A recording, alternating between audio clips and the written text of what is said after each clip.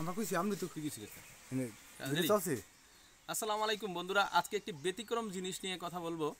মানুষ কত ধরনের আছে, কতটা অসহায় থাকতে পারে, সেই বিষয়গুলো নিয়ে আপনাদের সামনে একটি কথা বলবো। একটি হৃদয় বিদারক ঘটনার মতো আমি নিয়ে আসছি আপনাদের শরীয়তপুর জেলার সদর উপজেলার চিতুল ইউনিয়নের দড়িহাওলা গ্রামে একটি বিশেষ কাজের জন্য আসছিলাম। আমার এই কাকার সাথে একটি বিশেষ কাজের জন্য আসছি। তো সেখানে আসার পর দেখুন এই অবস্থা। সেখানে আসার পর আমার এই খালারে দেখতে পেলাম, সামনে আসো। তো এনার ঘরগুলো দেখে আমি খুব আশ্চর্য হয়ে গেলাম যে আসলে এরকম অবস্থাও মানুষের হতে পারে, যে এরকম মানুষের অবস্থা হয়। আপনারা দেখুন ঘরে যে দৃশ্যগুলো, ঘর সারা ঘরে হচ্ছে ভাঙা একেবারে ইসের, আর ঘরের ভিতরে দৃশ্যগুলো দেখি। এই যে দেখুন, এটা হচ্ছে বারান্দার দৃশ্য, অন্ধকার, বিদ্যুৎও নেই, যা আপনাদের ভালো করে দেখাবো মোবাইলের আলোতে।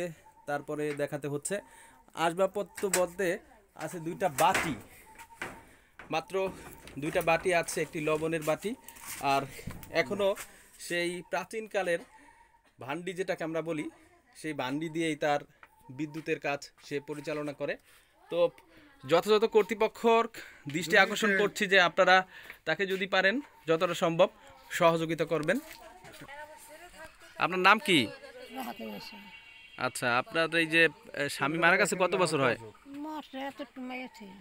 ছোট এক মেয়ে রেখে মরছে না? ও আচ্ছা, আপনার ওই যে মেয়ের বিয়ে হয়ে গেছে, আপনি এই ঘরে একাই থাকেন? তারপর ভয় করে না?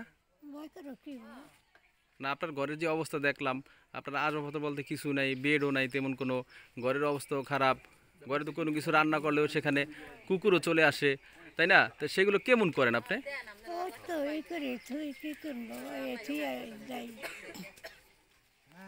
কষ্টই চলেন। আপনি চলেন কিভাবে, খান কিভাবে?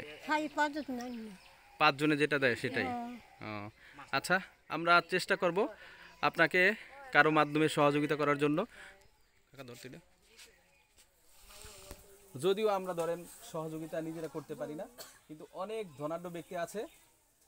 যদি এরকম ধনাঢ্য ব্যক্তি থেকে থাকেন তাহলে অবশ্যই তাকে সহযোগিতা করবেন।